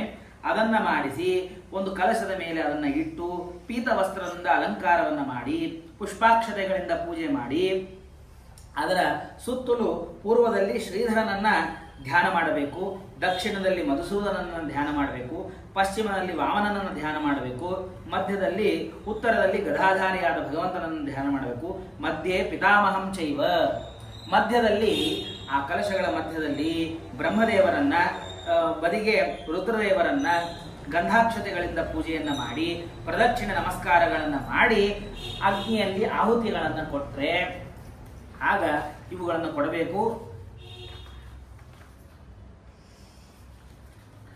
ತತಃ ಸ್ನಾತೋ ವಿನೀತಾತ್ಮ ಯಜಮಾನ ಸಮಾಹಿತ. ಈ ಎಲ್ಲ ಪೂಜೆಗಳನ್ನು ಮಾಡಿದ ಮೇಲೆ ಅವನು ನದಿ ಸ್ನಾನವನ್ನು ಮಾಡಿ ತನ್ನ ವಸ್ತ್ರಗಳನ್ನೆಲ್ಲ ಪರಿತ್ಯಾಗವನ್ನು ಮಾಡಿ ತತಃ ದಾನಾನಿ ವಿಪ್ರೇಭ್ಯ ದತ್ಯಾಚೈವ ತ್ರಯೋದಶ ಶಯಾನಂ ಪ್ರದತ್ವಾಚ ಘಟಂ ಪ್ರೇತಸ್ಯ ವಿನರ್ಪಯೇ. ಪಾದುಕಾದಾನವನ್ನು ಮಾಡಬೇಕು ಮತ್ತು ಶಯಾದಾನವನ್ನು ಮಾಡಬೇಕು, ಹೀಗೆ ಮತ್ತು ಕಲಶವನ್ನು ದಾನ ಮಾಡಬೇಕು. ಹೀಗೆ ಈ ಕ್ರಿಯೆಗಳನ್ನೆಲ್ಲ ಮುಗಿಸಿ ವಿಶೇಷವಾಗಿ ದಾನಾದಿಗಳನ್ನು ಮಾಡಬೇಕು. ಕಥಂ ಪ್ರೇತಘಟಂ ಕುರ್ಯಾತ್ ದದ್ಯಾತ್ ಕೇನ ವಿಧಾನತಃ ಗುರುಹಿ ಸರ್ವಾನುಕಂಪಾರ್ಥಂ ಘಟಂ ಪ್ರೇತ ವಿಮುಕ್ತಿದಂ. ಈ ಘಟವನ್ನು ಕೊಡೋದು ಅಂದರೆ ಏನು ಅಂದರೆ ಪ್ರೇತತ್ವ ನಾಶವಾಗಬೇಕಾದರೆ ಘಟದಾನವನ್ನು ಮಾಡಬೇಕು ಅಂತ ಹೇಳ್ತಾರೆ. ಹಾಗಾಗಿ ಆ ಪ್ರೇತ ಹೇಳ್ತದೆ, ಸಾಧುಪೃಷ್ಣಂ ಮಹಾರಾಜ ಕಥಯಾಮಿ ನಿಬೋಧನೆ ಪ್ರೇತತ್ವಂ ನ ಭವೇದ್ಯೇನ ದಾನೇನ ಸುದೃಢೇನ ಚ. ದಾನವನ್ನು ಕೊಡೋದ್ರಿಂದಾಗಿ ಪ್ರೇತತ್ವ ಪರಿಹಾರವಾಗ್ತದೆ. ಏನು ಮಾಡಬೇಕು ಅಂತಂದ್ರೆ ಬ್ರಹ್ಮ ಮಧ್ಯೆ ತಥಾ ವಿಷ್ಣು ಶಂಕರ ಶಂಕರವ್ಯಯ ಪ್ರಾಚ್ಯಾದಿಶುದ್ಧಾಕಂಠೆ ಲೋಕಪಾಲಾತ್ ಕ್ರಮೇಣತು ಸಂಪೂಜ್ಯ ವಿಧಿವದ್ರಾಜನ್ ಧೂಪೈ ಸುಮದ ಚಂದನೈ ಅತೋ ದುಗ್ಧ ಅಜ್ಜ ಸಹಿತಂ ಘಟಂ ದೇಯಂ ಹಿರಣ್ಯಯಂ. ಬಂಗಾರದ ಘಟದಾನವನ್ನು ಮಾಡಬೇಕು, ಸುವರ್ಣದ ಗಡಿಗೆಯನ್ನು ದಾನ ಮಾಡಬೇಕು. ಅದರಲ್ಲಿ ಬ್ರಹ್ಮದೇವರು, ಭಗವಂತ, ರುದ್ರದೇವರು ಮತ್ತೆ ದಿಕ್ಪಾಲಕರು, ಅಷ್ಟದಿಕ್ಪಾಲಕರು ಅವರೆಲ್ಲರನ್ನ ಆ ಕಲಶದಲ್ಲಿ ಪೂಜೆಯನ್ನು ಮಾಡಿ ಚಂದನಾದಿಗಳು ಧೂಪವನ್ನು ಹೇಳಿ ಪೂಜೆಯನ್ನು ಮಾಡಿ ಒಳ್ಳೆ ಜ್ಞಾನಿಗಳಿಗೆ ಘಟದಾನವನ್ನು ಮಾಡಬೇಕು. ಕರ್ತವ್ಯಂ ಶ್ರದ್ಧೆಯ ರಾಜನ್ ಪ್ರೇತತ್ವ ವಿನಿವರ್ತಯೇ. ಯಾರು ಶ್ರದ್ಧೆಯಿಂದ ಆ ದಾನವನ್ನು ಮಾಡ್ತಾರೋ ದಾನವನ್ನು ಮಾಡೋದ್ರಿಂದ ಪ್ರೇತತ್ವ ಪರಿಹಾರ ಆಗ್ತದೆ. ಭಗವಂತ ಹೇಳ್ತಾನೆ, ಏವಂ ಸಂಜಲ್ಪತಸ್ಯ ಪ್ರೇತೇನ ಸಹ ಕಾಶ್ಯಪ. ಹೀಗೆ ಹೇಳಿದಾಗ ಅವನು ಅದನ್ನೆಲ್ಲವನ್ನ ಕೇಳಿ ಆ ಪ್ರೇತನಿಂದ ಬಭ್ರುವಾಹನ ಎಲ್ಲವನ್ನು ಕೇಳ್ತಾನೆ. ಎಲ್ಲವನ್ನ ಕೇಳಿ ತನ್ನ ಮನೆಗೆ ಹೋಗಿ ಅಲ್ಲಿ ಪುಣ್ಯತೀರ್ಥದಲ್ಲಿ ಸ್ನಾನವನ್ನ ಮಾಡಿ ಶ್ರದ್ಧೆಯಿಂದ ಆ ಪ್ರೇತ ಹೇಗೆ ಹೇಳಿತ್ತೋ ಹಾಗೆ ವಿಧಿವಿಧಾನದಿಂದ ಎಲ್ಲ ಕಾರ್ಯಗಳನ್ನು ಮಾಡ್ತಾನೆ. ಶ್ರಾದ್ದೇನ ಪರದತ್ತೇನ ಗತ ಪ್ರೇತೋದಿ ಸದ್ಗತಿಂ ಕಿಂ ಪುನಃ ಪುತ್ರದತ್ತೇನ. ಇದು ಯಾಕೆ ಬಭ್ರುವಾಹನ ಇತಿಹಾಸ ಹೇಳಿದ್ರು ಅಂತಂದ್ರೆ, ಬಳಗ ಇಲ್ಲದೆ ಇದ್ರೂ ಕೂಡ ಒಬ್ಬ ಜ್ಞಾನಿಗೆ, ಒಬ್ಬ ಬ್ರಹ್ಮಚಾರಿಗೆ ಕೂಡಿಸಿಕೊಂಡು ಗೋತ್ರವನ್ನ ಹೇಳಿ ಅವರ ಹೆಸರನ್ನ ತೆಗೆದುಕೊಂಡು ಸಂಬಂಧ ಇಲ್ಲದೇ ಇದ್ರೂ ಒಬ್ಬರು ಜ್ಞಾನಿಗಳ ಕಡೆಯಿಂದ ಶ್ರಾದ್ದವನ್ನ ಮಾಡಿಸಿದರೆ ಅವರ ತೃಪ್ತಿ ಆಗ್ತದೆ. ಹೇಗೆ ಬಭ್ರುವಾಹನ ಮಾಡಿದ ಕ್ರಿಯೆ, ಒಬ್ಬ ರಾಜನಾದವನು, ಕ್ಷತ್ರಿಯನಾದ ರಾಜ ಮಾಡಿದರೆ ವೈಶ್ಯನಾದಂತಹ ಆ ಸುದೇವ ಎಂಬ ಪ್ರೇತನಿಗೆ ಹೇಗೆ ಮುಕ್ತಿಯಾಯಿತೋ ಹಾಗೆ ಮುಕ್ತಿ ಆಗ್ತದೆ. ಅಂದ ಮೇಲೆ ಮಗನು ಮಾಡಿದರೆ ಮುಕ್ತಿ ಆಗೋದಿಲ್ಲೇನು ಅಂತ ಕೈ ಮುಕ್ತಿಯನ್ನೇ ಹೇಳ್ತಾರೆ. ಕೆಂಪುನ ಪುತ್ರದತ್ತೇನ ಪಿತಾಯಾತಿ ಚಾದ್ಭುತಂ. ಮಗನು ಮಾಡಿದಾಗ ತಂದೆ ಆದವನು, ತಾಯಿ ಆದವರು ಮುಕ್ತಿಯನ್ನು ಪಡೆಯೋದಿಲ್ಲ ಅಂತ ಏನು ಹೇಳಬೇಕು ಅಂತ ಹೇಳಿ, ಇತಿಹಾಸ ಮಿಮಂ ಪುಣ್ಯಂ ಶೃಣೋತಿ ಶ್ರಾವಯತೀಶಯ ಸತತೌ ಪ್ರೇತ ನ ಪ್ರೇತಮಾಯಾತಿ ಪಾಪಾಚಾರ ಯುತಾವಪಿ. ಈ ಇತಿಹಾಸವನ್ನು ಬಭ್ರುವಾಹನನ ಕಥೆಯನ್ನು ಯಾರು ಶ್ರವಣ ಮಾಡ್ತಾರೋ, ಶ್ರವಣ ಮಾಡಿದರೆ ಅವರಿಗೆ ಪ್ರೇತತ್ವ ಪರಿಹಾರವಾಗಿ ಉತ್ತಮ ಲೋಕ ಆಗ್ತದೆ. ಅಂದರೆ ಮರಣವನ್ನು ಹೊಂದಿದ ಮೇಲೆ ಉತ್ತಮ ಲೋಕ ಆಗ್ತದೆ ಅಂತ ಹೇಳ್ತಾರೆ. ಮುಂದೆ 8ನೇ ಅಧ್ಯಾಯದಲ್ಲಿ ಗರುಡದೇವರು ಭಗವಂತನನ್ನು ಕೇಳ್ತಾರೆ. ಆಮುಷ್ಮಿಕೀಂ ಕ್ರಿಯಾಂ ಸರ್ವಾಂ ವದಸು ಕೃತಿನಾಂ ಮಮ ಕರ್ತವ್ಯಾಸ ಯಥಾ ಪುತ್ರೈಸ್ತಥಾ ಚ ಕಥಯಸ್ತ್ವಮೇ ಸಾಧು ಪೃಷ್ಟಂ. ಹಾಗಾಗಿ ಮಗನು ಬಹಳ ಮುಖ್ಯ. ಮಗನು ಶ್ರಾದ್ದವನ್ನು ಮಾಡಬೇಕು, ಮಾಡದೇ ಇದ್ದರೆ ಉತ್ತಮ ಲೋಕವನ್ನು ಪಡೆಯುವುದಿಲ್ಲ ಅಂತ ಎಲ್ಲ ಹೇಳಿದ್ರಿ. ಮಗ ಏನೇನು ಮಾಡಬೇಕು ಅದನ್ನು ಹೇಳ್ರಿ ಅಂತ ಕೇಳಿದಾಗ ಭಗವಂತ ಮತ್ತೆ ಹೇಳಿ ಪ್ರಾರಂಭ ಮಾಡ್ತಾನೆ. ಸುಕೃತಿ ವಾರ್ಧಕೆ ದೃಷ್ಟ ಶರೀರಂ ವ್ಯಾಧಿ ಸಂಯುತಂ ಪ್ರತಿಕೂಲಾನ್ ಗ್ರಹಾಶ್ಚೈವ ಪ್ರಾಣಕೋಶಶ್ಚ ಚಾವೃತಂ ಅರ್ಚಯೇತ್ ಗಂಧಪುಷ್ಪೈಶ್ಚ ಯದಾ ಸ್ಯಾತ್ ಆತುರಃ ಕಾಲಃ ತದಾ ಸ್ನಾನಂ ಸಮಾಭರೇತ್. ಮಗನಾದವನು ಹೇಗೆ ಮಾಡಬೇಕು, ಯಾವ ಯಾವ ಕ್ರಿಯೆಗಳನ್ನು ಮಾಡಬೇಕು ಅಂತ ಹೇಳ್ತಾರೆ. ಮರಣ ಹತ್ರ ಬಂದಾಗ ಇವರಿಗೆ ಮರಣ ಇನ್ನ ಬಹಳ ಹತ್ರ ಬಂದಿದೆ ಅಂತ ಗೊತ್ತಾದ ನಂತರ ಅವರಿಗೆ ಸ್ನಾನವನ್ನ ಮಾಡಿಸಿ ಭಗವಂತನ ಪೂಜೆಯನ್ನ ಮಾಡಿ ಪೂಜನಂ ಕಾರಯೇತ್ ವಿಷ್ಣೋ ಶಾಲಿಗ್ರಾಮ ಸ್ವರೂಪಿಣಃ, ಶಾಲಿಗ್ರಾಮದ ಪೂಜೆಯನ್ನ ಮಾಡಬೇಕು ಅಂತ ಹೇಳ್ತಾರೆ. ಯಾಕೆ ಅಂತಂದ್ರೆ ಶಾಲಿಗ್ರಾಮ ಶಿಲಾಯಾಂತು ನಿತ್ಯಂ ಸನ್ನಿಹಿತೋ ಹರಿಹಿ, ಪ್ರತಿಮೆಗಳಲ್ಲಿ ಭಗವಂತನ ಪೂಜೆಯನ್ನು ಮಾಡಬೇಕಾದ್ರೆ ಅಲ್ಲಿ ಭಗವಂತನನ್ನ ಆವಾಹನ ಮಾಡಬೇಕು. ಆವಾಹನ ಮಾಡದೆ ಪೂಜೆ ಮಾಡಿದ್ರೆ ಭಗವಂತ ಇಲ್ಲ, ಅದು ಕಲ್ಲದು. ನಮ್ಮ ಬಿಂಬದಲ್ಲಿರುವಂತಹ ಭಗವಂತ ನೀನು ಸಾನ್ನಿಧ್ಯಂ ಕುರು ದೇವೇಶ ಸರ್ವಸಂಪತ್ಕರೋ ಭವ ಅಂತ ಹೇಳಿ ಅನೇಕ ಶ್ಲೋಕಗಳನ್ನು ಹೇಳಿ ತನ್ನ ಬಿಂಬದಲ್ಲಿರುವ ಭಗವಂತನನ್ನ ಪ್ರತಿಮೆಯಲ್ಲಿ ತಂದು ಆ ಭಗವಂತನಿಗೆ ಉಪಚಾರಗಳನ್ನು ಮಾಡಿದರೆ ಪ್ರತಿಮೆ ಪೂಜೆ ಅದು. ಆದರೆ ಶಾಲಿಗ್ರಾಮದಲ್ಲಿ ಆವಾಹನ ಇಲ್ಲ. ಶಾಲಿಗ್ರಾಮದಲ್ಲಿ ಭಗವಂತನ ಸನ್ನಿಧಾನ ಯಾವಾಗಲೂ ಇರ್ತದೆ, ಯಾವಾಗಲೂ ಮಡಿಯದು, ಅದನ್ನು ಯಾವಾಗಲೂ ಪೂಜೆ ಮಾಡ್ಬೋದು, ಡೈರೆಕ್ಟ್ ನೀವು ಪೂಜೆ ಮಾಡ್ಬೋದು. ಅಲ್ಲಿ ಆವಾಹನ ಇವು ಯಾವ ಮಾಡೋ ಕಾರಣ ಇಲ್ಲ. ಅದಕ್ಕೆ ಹೇಳ್ತಾರೆ ನಿತ್ಯದಲ್ಲಿ ಭಗವಂತನ ವಿಶೇಷ ಸನ್ನಿಧಾನ ಶಾಲಿಗ್ರಾಮದಲ್ಲಿ ಇರ್ತದೆ. ಹೇಗಾದ್ರೂ ನಾವು ತೀರ್ಥಕ್ಷೇತ್ರಗಳಲ್ಲಿ ಹೋದಾಗ ಶಾಲಿಗ್ರಾಮವನ್ನು ಸಂಗ್ರಹ ಮಾಡುವ ಒಂದು ಪದ್ಧತಿ ಇತ್ತು. ಯಾರ್ಯಾರು ಜ್ಞಾನಿಗಳಿದ್ರು ಅವ್ರ ಕಡೆ ಸಂಪತ್ತಿರಲಿಲ್ಲ ಅಷ್ಟು, ಅವ್ರೇನ್ ಮಾಡ್ತಿದ್ರು, ನಮ್ಮ ಸಂಪತ್ತೇನು ಅಂತಂದ್ರೆ ಶಾಲಿಗ್ರಾಮ ಸಂಗ್ರಹ ಮಾಡೋದೇ ಸಂಪತ್ತು. 12 ಶಾಲಿಗ್ರಾಮ ಮನೆಯಲ್ಲಿ ಇರಬೇಕು ಅಂತ ಸಂಗ್ರಹ ಮಾಡಿ. 12 ಶಾಲಿಗ್ರಾಮ ನಿಮ್ಮ ಮನೆಯಲ್ಲಿ ಇದ್ರೆ ಒಂದು ಕ್ಷೇತ್ರ ನಿಮ್ಮ ಮನೆಯಲ್ಲಿ ಇದ್ದಂತೆ. ನಿಮ್ಮ ಮನೆಗೆ ಪ್ರದಕ್ಷಿಣೆ ಹಾಕಿದ್ರೆ ಸಾಕು, ಕ್ಷೇತ್ರಕ್ಕೆ ಪ್ರದಕ್ಷಿಣೆ ಹಾಕಿದ್ದಾರೆ. ಹಾಗಾಗಿ ಸ್ವಾಮಿಗಳು ಯತಿಗಳು ಎಲ್ಲಿ ಪೂಜೆ ಮಾಡ್ತಾರೋ ಅಲ್ಲಿ ಎಷ್ಟು ಶಾಲಿಗ್ರಾಮಗಳನ್ನು ಇಟ್ಕೊಂಡಿರ್ತಾರೆ, ಅಂದ್ರೆ ಎಷ್ಟು ಕ್ಷೇತ್ರಗಳ ಸನ್ನಿಧಾನ ಅಲ್ಲಿ ಇರ್ತದೆ. ಹಾಗಾಗಿ ಶಾಲಿಗ್ರಾಮದಲ್ಲಿ ಭಗವಂತನನ್ನ ಪೂಜೆ ಮಾಡಿ ಅಲ್ಲಿ ಗಂಧ ಪುಷ್ಪಾಕ್ಷರಗಳಿಂದ ಪೂಜೆಯನ್ನು ಮಾಡಿ ನೈವೇದ್ಯವನ್ನು ಭಗವಂತನಿಗೆ ತೋರಿಸಿ ಧೂಪೈರ್ ದೀಪೇಶ್ಚ ನೈವೇದ್ಯಂ ಬಹುವಿರ್ ಮೋದಕಾದಿಭಿ, ಅನೇಕ ಮೋದಕಗಳನ್ನು ಮಾಡಿ ಭಗವಂತನನ್ನ ಪೂಜೆ ಮಾಡಿ ನೈವೇದ್ಯವನ್ನು ಮಾಡಬೇಕು. ಭಗವಂತ ನೈವೇದ್ಯವನ್ನು ಮಾಡಬೇಕು ಅಂದ್ರೆ ಏನು ಅಂತಂದ್ರೆ ಆ ನೈವೇದ್ಯದ ಬಗ್ಗೆ ಬಹಳ ವಿಶೇಷವಾಗಿ ಹೇಳ್ತಾರೆ. ನೈವೇದ್ಯವನ್ನು ಮಾಡ್ತೀವಿ, ನಾವೇನು ಮಾಡ್ತೀವಿ, ಒಂದು ಒಲೆಯ ಮೇಲೆ ಅನ್ನವನ್ನು ಇಡ್ತೀವಿ, ಬೇಳೆಯನ್ನು ಇಡ್ತೀವಿ, ಸಕ್ಕರೆಯನ್ನು ಹಾಕ್ತೀವಿ, ನೈವೇದ್ಯವನ್ನು ಮಾಡ್ತೀವಿ. ಈ ಸಣ್ಣ ಆದ ನೈವೇದ್ಯವನ್ನು ಯಾರು ಭಗವಂತನಿಗೆ ಸಮರ್ಪಣೆ ಮಾಡ್ತಾ ಇದ್ದಾರೆ? ಭಗವಂತನ ಹತ್ರ ನಾವಿಲ್ಲ. ಲಕ್ಷ್ಮೀದೇವಿ ಭಗವಂತನಿಗೆ ನೈವೇದ್ಯವನ್ನು ಬಡಿಸ್ತಾ ಇದ್ದಾರೆ, ಸರಸ್ವತಿ ದೇವಿ ತುಪ್ಪವನ್ನು ಹಾಕ್ತಾ ಇದ್ದಾರೆ. ಹೀಗೆ ಒಬ್ಬೊಬ್ಬರು ದೇವತೆಗಳು ಭಗವಂತನನ್ನ ಉಪಚಾರ ಮಾಡ್ತಾ ಇದ್ದಾರೆ. ಆ ಭಗವಂತ ಹೇಗೆ ಕೂತಿದ್ದಾನೆ ಅಂದ್ರೆ ಲಕ್ಷ್ಮೀಧರಾಭ್ಯಾಂ ಆಶ್ಲಿಷ್ಟ ಸ್ವಮೂರ್ತಿ ಗಣಮಧ್ಯಗ, ಭಗವಂತ ಕೂತಿದ್ದಾನೆ, ಶ್ರೀಭೂ ಸಮೇತ ಭಗವಂತನ ಕೂತು ಊಟ ಮಾಡ್ತಾ ಇದ್ದಾನೆ. ಊಟ ಮಾಡುವಾಗ ಒಂದು ನಿಯಮ ಏನು ಅಂದ್ರೆ ಒಬ್ಬರೇ ಆಗಿ ಎಲ್ಲೂ ಊಟ ಮಾಡಬಾರ್ದು. ನಾನು ಊಟ ರೂಮಲ್ಲಿ ಇಟ್ಬಿಡ್ರಿ, ನಾನು ತಿಂದು ಬಿಡ್ತೀನಿ ಅಂತ ಒಬ್ಬರೇ ಊಟ ಮಾಡಬಾರ್ದು. ನೀವು ಊಟ ಮಾಡುವಾಗ ಸಾಕ್ಷಿ ಒಬ್ರು ಇರ್ಬೇಕಂತ, ಅವರು ಈ ಒಬ್ಬರಿದ್ದಾಗೆ ಊಟ ಮಾಡ್ಬೇಕಂತ. ಹೀಗೆ ಭಗವಂತ ಏನ್ ಮಾಡಿದ ಅಂತಂದ್ರೆ ಶ್ರೀಭೂ ಸಮೇತನಾಗಿ ಊಟ ಮಾಡುವಾಗ ಈ ಕೇಶವಾದಿ 24 ದೇವತೆಗಳು 12 ದೇವತೆಗಳನ್ನು ಇಲ್ಲಿ ಕೂಡಿಸಿದ್ದಾನೆ. 12 ದೇವತೆಗಳು ತನ್ನದೇ ಆದ ರೂಪಗಳನ್ನು ಅವುಗಳನ್ನು ಕೂಡಿಸಿ ಭಗವಂತ ಆ ನೈವೇದ್ಯವನ್ನ ನಾನು ಸ್ವೀಕಾರ ಮಾಡ್ತಾ ಇದ್ದಾನೆ, ಸಾಕ್ಷಿ ನೈವೇದ್ಯವನ್ನು ಸ್ವೀಕಾರ ಮಾಡ್ತಾ ಇದ್ದಾನೆ ಅಂತ ಅನುಸಂಧಾನ ಮಾಡಿ ಭಗವಂತ ಇದನ್ನು ನೀನು ಸ್ವೀಕಾರ ಮಾಡು. ನಾವು ಅನ್ನ ಮತ್ತು ಪಾಯಸವನ್ನೇ ಕೊಟ್ಟಿರ್ತೀವಿ, ಆದರೆ ಇದನ್ನೇ ಭಕ್ಷಾನ್ ಭೋಜ್ಯಾನ್ ಚಲೇಹಾನ್ ಅಪಿಪರಮಃ ಚೋಚ್ಚವಾನೀಯ ಪಾತ್ರಂ ತಾಂಬೂಲಂ ಚಾಪಿ ವಿಷ್ಣು ಪ್ರತಿ ದಿವಸಮಹಂ ಮಾನಸೇ ಚಿಂತೆಯಾಮಹ. ನಾನು 64 ಭಕ್ಷಗಳನ್ನು ನಿನಗೆ ನೈವೇದ್ಯವನ್ನು ಮಾಡಿದ್ದೇನೆ ಸ್ವಾಮಿ, ಮಾಡಿದ್ದನ್ನ ಪಾಯಸ ಮಾಡೀನಿ, ಆದರೆ ಇದನ್ನ 64 ಭಕ್ಷಗಳು ಅಂತ ನೀನು ಇದನ್ನ ಮನಸ್ಸಿನಲ್ಲಿ ನಾನು ಚಿಂತೆಯನ್ನು ಮಾಡ್ತಾ ಇದ್ದೇನೆ, ಧ್ಯಾನವನ್ನು ಮಾಡ್ತಾ ಇದ್ದೇನೆ, ಸ್ವೀಕಾರ ಮಾಡುವಂತ ಆ ನೈವೇದ್ಯವನ್ನು ಮಾಡುವ ಸಮಯದಲ್ಲಿ ಅಷ್ಟಾಕ್ಷರ ಜಪವನ್ನು ಮಾಡಬೇಕು ಮತ್ತು ವಾಸುದೇವ ದ್ವಾದಶಾಕ್ಷರ ಮಂತ್ರವನ್ನ ಜಪವನ್ನು ಮಾಡಬೇಕು ಅಂತ ಹೇಳ್ತಾರೆ. ನಾರಾಯಣ ಮಂತ್ರ, ವಾಸುದೇವ ಮಂತ್ರವನ್ನ ಜಪವನ್ನು ಮಾಡಬೇಕು. ಜಪವನ್ನು ಮಾಡಿ ವಿಷ್ಣು ಸಹಸ್ರನಾಮದ ಪಾರಾಯಣವನ್ನು ಮಾಡಬೇಕು. ಮರಣವನ್ನು ಹೊಂದುವಾಗ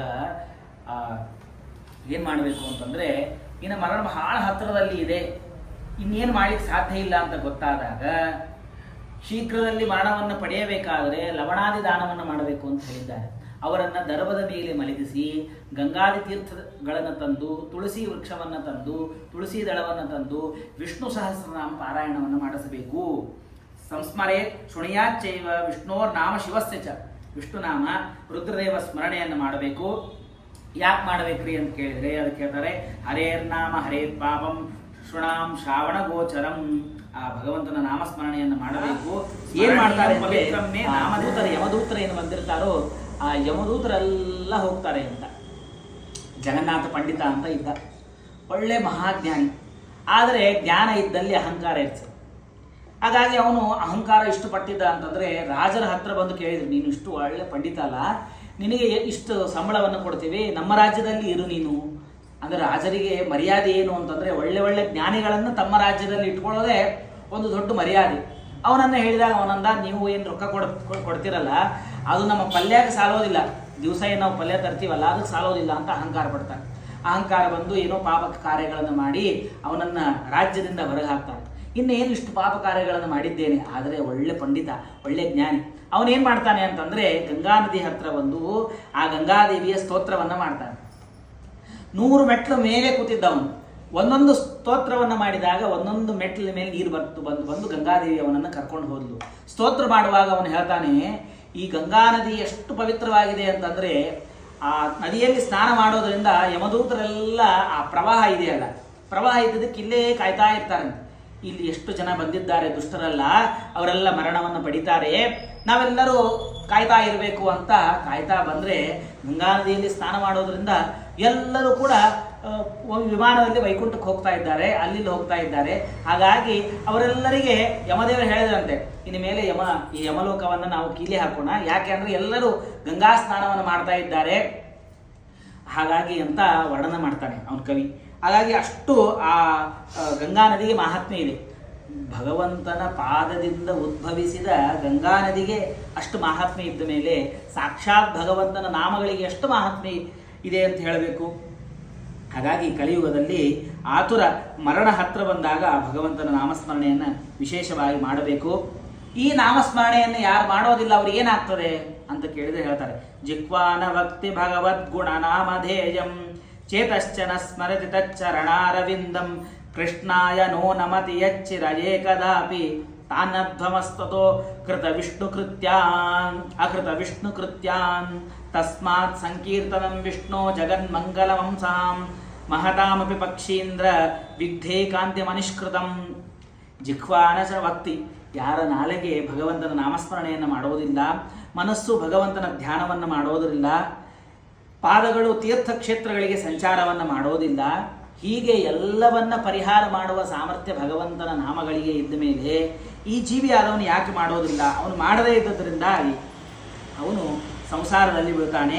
ಕೃಷ್ಣನಾಮ ನನ್ನ ರಕಂ ಪಶ್ಯಂತಿ ಗತಕಲ್ಮಿಷಾಹ ಯಮಂ ಚ ರದ್ಭಟಾಶ್ಚೈವ ಸ್ವಪ್ನೇಪಿ ನ ಕದಾಚನ. ಸ್ವಪ್ನದಲ್ಲೂ ಕೂಡ ಯಮದೂತರು ಬರೋದಿಲ್ಲಂತೆ ಕೃಷ್ಣನ ನಾಮಸ್ಮರಣೆ ಮಾಡೋದ್ರಿಂದ. ಅಷ್ಟು ಆ ಕೃಷ್ಣನ ನಾಮಸ್ಮರಣೆಗೆ ಸಾಮರ್ಥ್ಯ ಇದೆ. ಹಾಗಾಗಿ ನಿತ್ಯದಲ್ಲೂ ಕೂಡ ಹರೇ ರಾಮ ರಾಮ ರಾಮ ಹರೇ ಹರೇ, ಹರೇ ಕೃಷ್ಣ ಕೃಷ್ಣ ಕೃಷ್ಣ ಹರೇ ಹರೇ ಅಂತ ಆ ಭಗವಂತನ ನಾಮಸ್ಮರಣೆಯನ್ನು ಮಾಡಬೇಕು. ಅತ ಸ್ಮರೇನ್ ಮಹಾವಿಷ್ಣೋರ್ ನಾಮ ಪಾಪೌಘ ನಾಶನಂ. ಔಘ ಅಂತಂದರೆ ಸಮೂಹ, ಪಾಪೌಘ ಅಂದರೆ ಪಾಪಗಳ ಸಮೂಹ.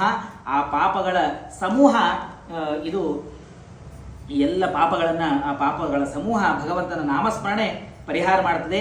ಗೀತೆಯ ಪಾರಾಯಣೆಯನ್ನು ಮಾಡಬೇಕು, ಗೀತಾ ಶ್ರವಣವನ್ನು ಮಾಡಬೇಕು, ಗೀತಾ ಪಠಣವನ್ನು ಮಾಡಬೇಕು. ಏಕಾದಶಿ ವ್ರತಂ ಯಾವುದು ಪಾಪವನ್ನು ನಾಶ ಮಾಡ್ತದೆ ಅಂತ ಕೇಳಿದರೆ ಸಂಗ್ರಹ ಮಾಡಿ ಹೇಳ್ತಾರೆ. ಗರುಡ ಪುರಾಣ ಅತ್ಯಂತ ಅದ್ಭುತವಾಗಿ ಇದನ್ನು ಹೇಳ್ತದೆ. ಏಕಾದಶಿ ವ್ರತಂ ಗೀತಾ ಗಂಗಾಂಬು ತುಳಸೀದಲಂ. ಏಕಾದಶಿ ವ್ರತವನ್ನು ಮಾಡಬೇಕು. ಬಹಳ ಏಕಾದಶಿಗೆ ಮಹಾತ್ಮೆಯನ್ನು ನಮ್ಮ ಶಾಸ್ತ್ರಗಳಲ್ಲಿ ಕೊಟ್ಟಿದ್ದಾರೆ. ಎಷ್ಟು ಮಹಾತ್ಮೆಯನ್ನು ಕಟ್ಟಿದ್ದಾರೆ ಅಂತಂದರೆ, ಕೃಷ್ಣಾಮೃತ ಮಹಾರ್ಣವ ಅಂತ ಶ್ರೀಮದಾಚಾರ್ಯರು ಬರೆದಂಥ ಒಂದು ಗ್ರಂಥ, ಅದರಲ್ಲಿ ಹೇಳ್ತಾರೆ, ಯಾರು ಏಕಾದಶಿ ವ್ರತವನ್ನು ಮಾಡೋದ್ರಿಂದ ಅವರು ತಮ್ಮ ತಾಯಿಗೆ ಸಂಗವನ್ನು ಮಾಡಿದರೆ ಎಷ್ಟು ಪಾಪ ಹೇಳಿದ್ದಾರೋ ಶಾಸ್ತ್ರದಲ್ಲಿ ಅಷ್ಟು ಪಾಪ ಏಕಾದಶಿ ವ್ರತವನ್ನು ಮಾಡದೇ ಇದ್ದರೆ ಬರ್ತದೆ ಅಂತ ಹೇಳಿದ್ದಾರೆ. ಇನ್ನು ಅನೇಕವಾಗಿ ಏಕಾದಶಿಯ ಮಹಾತ್ಮೆಯನ್ನು ವರ್ಣನೆ ಮಾಡಿದ್ದಾರೆ. ಹಾಗಾಗಿ ಏಕಾದಶಿ ವ್ರತಂ ಗೀತಾ ಶ್ರವಣವನ್ನು ಮಾಡಬೇಕು ಮತ್ತು ಗಂಗಾ ನೀರನ್ನು ಸ್ವೀಕಾರ ಮಾಡಬೇಕು, ಗಂಗಾ ಸ್ನಾನವನ್ನು ಮಾಡಬೇಕು, ತುಳಸಿ ದಳವನ್ನು ಸ್ವೀಕಾರ ಮಾಡಬೇಕು. ವಿಷ್ಣೋ ಪಾದಾಂಬು ನಾಮಾನಿ ಮರಣೆ ಮುಕ್ತಿದಾನಿ ಚ.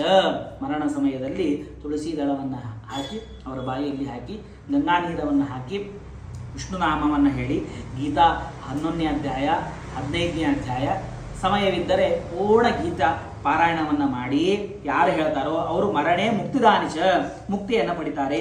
ಅಂತೆ ಜನೋ ಯದ್ದಾತಿ ಸ್ವಲ್ಪಂ ವಾ ಯದಿವಾ ಬಹು ತದಕ್ಷಯಂ ಭವೇತ್ತಾಕ್ಷ. ಈ ಮರಣ ಸಮಯದಲ್ಲಿ ದಾನವನ್ನು ಮಾಡ್ತೀನಿ ಅಂತ ಸಂಕಲ್ಪವನ್ನು ಮಾಡಿ ಪುಣ್ಯವನ್ನು ಯಾರು ಆ ಮರಣವನ್ನು ಹೊಂದುತ್ತಾ ಇರುವಂತಹ ಪುರುಷರಿಗೆ ಪುಣ್ಯವನ್ನು ಯಾರು ಎರೆದು ಕೊಡ್ತಾರೋ ಅವರು ಅದು ಕೊಟ್ಟದ್ದು ಅದು ಅಕ್ಷಯವಾಗ್ತದೆ. ಕ್ಷಯ ಅಂದರೆ ನಾಶ. ನಾಶವಾಗೋದಿಲ್ಲ, ಬೆಳೀತಾ ಹೋಗ್ತದೆ. ಹಾಗಾಗಿ ಮಗನಾದವನು ಅಂತಕಾಲೇತು ಸತ್ಪುತ್ರ ಸರ್ವದಾನಾನಿ ದಾಪಯೇ, ಮರಣ ಸಮಯದಲ್ಲಿ ಎಲ್ಲ ದಾನವನ್ನು ಮಾಡಬೇಕು.